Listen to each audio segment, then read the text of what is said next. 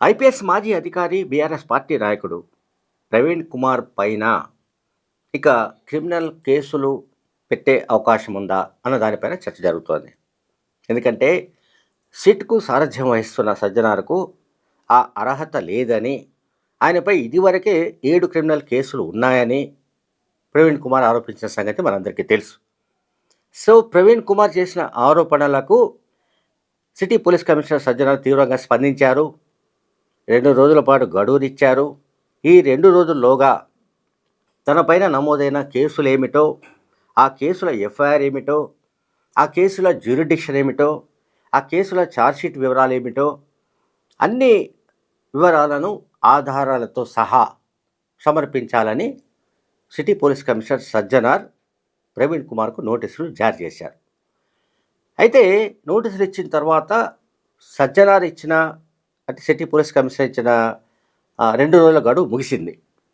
So, ఇక ఆయన పైన క్రిమినల్ కేసులు ఏ విధంగా నమోదయ్యే అవకాశం ఉంది, అంటే న్యాయపరంగా ఎటువంటి చర్యలు ఉండబోతున్నాయి, చట్టపరంగా ఎటువంటి చర్యలు ప్రవీణ్ కుమార్పై ఉండబోతున్నాయి అన్న దానిపైన పోలీస్ వర్గాల్లో చర్చ జరుగుతోంది. సరే, గడువులోగా స్పందించకపోతే క్రిమినల్ అండ్ సివిల్ చర్యలు తప్పవని ఇదివరకే పోలీస్ కమిషనర్ హెచ్చరించిన సంగతి మనందరికీ తెలుసు. సో, దీంట్లో పరువు నష్టం కేసులు అండ్ క్రిమినల్ ఇంటిమిడేషన్ కేసులు నమోదు చేసే అవకాశం ఉన్నట్టు హైదరాబాద్ సిటీ పోలీసులు తెలియజేస్తున్నారు. అట్లాగే బీఆర్ఎస్ పార్టీలో ఉన్న ఆర్ఎస్ ప్రవీణ్ కుమార్కు హైదరాబాద్ సిటీ పోలీసులు కూడా నోటీసులు జారీ చేశారు.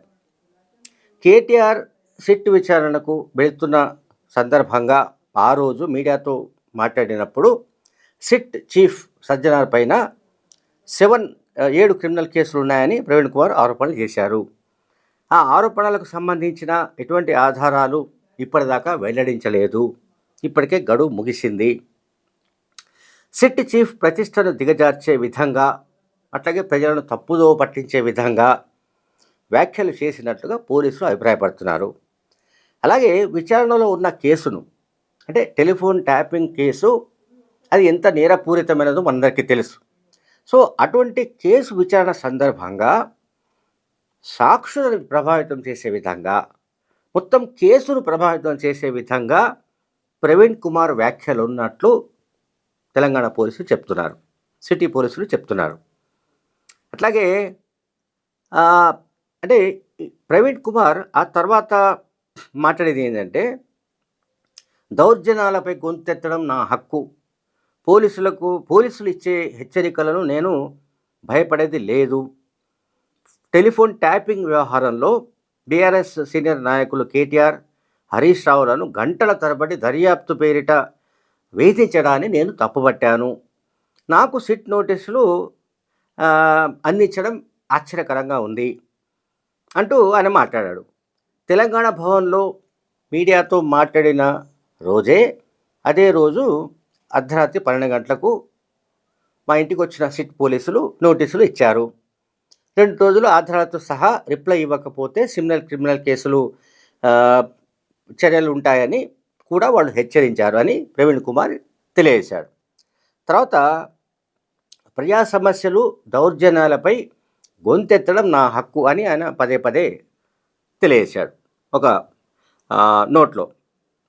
అండ్ తాను ఎప్పుడు వ్యక్తిగత దూషణలు, చిల్లర భాషను వాడనని, అదేవిధంగా వాస్తవాలు కూడా దాచనని చెప్పాడు.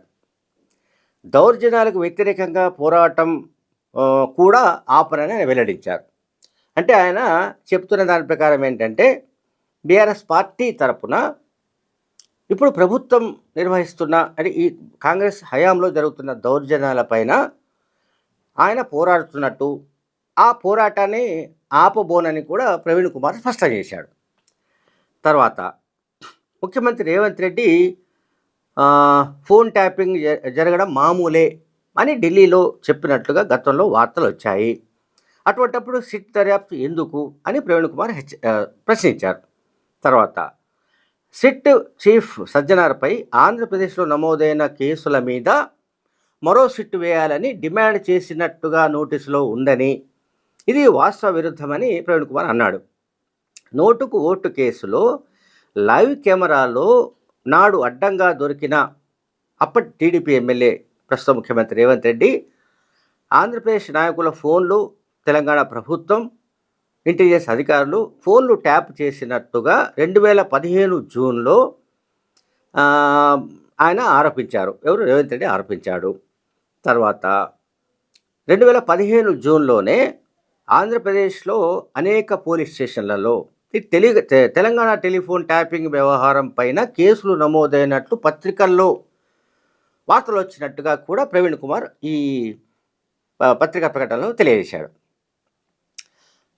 ఆ సమయంలో ఈ ట్యాపింగ్ వ్యవహారం పైన ఏపీలో కూడా ఒక సిట్ ఏర్పాటైందని చెప్పాడు. తర్వాత city police commissioner Sajjanar intelligence విభాగంలో అధికారిగా పనిచేసిన విషయం పైన తనకు అవగాహన ఉందని కూడా ప్రవీణ్ కుమార్ చెప్తున్నాడు. ప్రస్తుత టెలిఫోన్ ట్యాపింగ్ వ్యవహారం పైన వేసిన రెండో సిట్టుకు సజ్జనార్ చీఫ్గా ఉండడం నైతికంగా కరెక్ట్ కాదంటాడు. ప్రవీణ్ కుమార్ వాదన ఏంటంటే, తెలంగాణకు సంబంధించి ఈ టెలిఫోన్ ట్యాపింగ్ పైన ఒక సిట్టు విచారణ జరుపుతూ వస్తోంది. ఈ మధ్యకాలంలోనే మరొక సిట్టును వేసి ఆ సిట్టుకు సిటీ పోలీస్ కమిషనర్ సజ్జనార్ను సారథిగా నియమించారు. సో ఇప్పుడు ప్రవీణ్ కుమార్ ఆర్గ్యుమెంట్ ఏంటంటే, ఆయన మోరల్గా ఈ సిట్కు సారథ్యం వహించడం సరైనది కాదు అని అంటున్నాడు, ప్రవీణ్ కుమార్ అంటున్నాడు. తర్వాత ప్రతిపక్ష పార్టీ కార్యకర్తగా, నాయకుడిగా గతంలో మరుగున పడిపోయిన అనేక విషయాలను ప్రజల ముందుకు తీసుకురావాల్సిన కనీస బాధ్యత తనపై ఉందని కూడా ప్రవీణ్ కుమార్ చెబుతున్నాడు. రేవంత్ రెడ్డి ప్రభుత్వం చేస్తున్న పలు కుంభకోణాలు, ఇంక్లూడింగ్ బొగ్గు కుంభకోణం మీద సిట్ వేయాలని నేను డిమాండ్ చేశాను. తాను సజ్జనార్తో సహా ఏ అధికారి లేదా ఏ రాజకీయ నాయకుడు క్యారెక్టర్ అసాసినేషన్కు పాల్పడలేదు అని ఆయన అన్నాడు. బహుశా అంటే ఈ రకంగా మాట్లాడడం వల్ల, అంటే సజ్జనార్కు పట్ల వ్యక్తిగతంగా తనకేమీ విభేదాలు లేవని, తను ఆయన పైన వ్యక్తిగతమైన ఆరోపణలు చేయలేదని, ఆయన వ్యక్తిత్వ హననానికి పాల్పడలేదని చెప్పడం ద్వారా బహుశా గడువు ముగిసిన తర్వాత కూడా, అంటే ఈ 2 రోజుల గడువు ఏదైతే ఉందో, ఇది సజ్జనార్ పైన కేసులు ఉన్నట్టుగా చెప్పిన విషయం మీద సజ్జనార్ ఇచ్చిన నోటీసులు ఏవైతే ఉన్నాయో దానికి సంబంధించి గడువు ముగిసిన తర్వాత కూడా పోలీసులు క్రిమినల్, సివిల్ చర్యలు తీసుకోకుండా ఉండే విధమైన వ్యాఖ్యలు ట్విట్టర్ ద్వారా ప్రవీణ్ కుమార్ చేసినట్లుగా మనకు కనిపిస్తోంది. అండ్ రేవంత్ రెడ్డి ప్రతీకార పాలనలో తీవ్రమైన వ్యక్తిత్వ హననానికి పలువురు గురవుతున్నారని, కేటీఆర్, హరీష్ రావు, తర్వాత చాలామంది బీఆర్ఎస్ నాయకులు వాళ్ళ క్యారెక్టర్ అసాసినేషన్ జరుగుతున్నట్టుగా ఆయన చెప్పాడు. ఈ విషయంలో నిందితులపైన ఎన్నిసార్లు ఫిర్యాదు చేసినా పోలీసులు ఎందుకు చర్యలు తీసుకోలేదని కూడా ప్రవీణ్ కుమార్ ఆ ట్విట్టర్ దాంట్లో చెప్పాడు. సో సరే, ఈ విషయాలు ఎట్లయినప్పటికీ కూడా ఒకటైతే వాస్తవం, ప్రవీణ్ కుమార్ కేసీఆర్కు పరమవీర భక్తునిగా ఆయన తనకు తాను రుజువు చేసుకునే ప్రయత్నంలో ఉన్నట్టుగా కనబడుతోంది.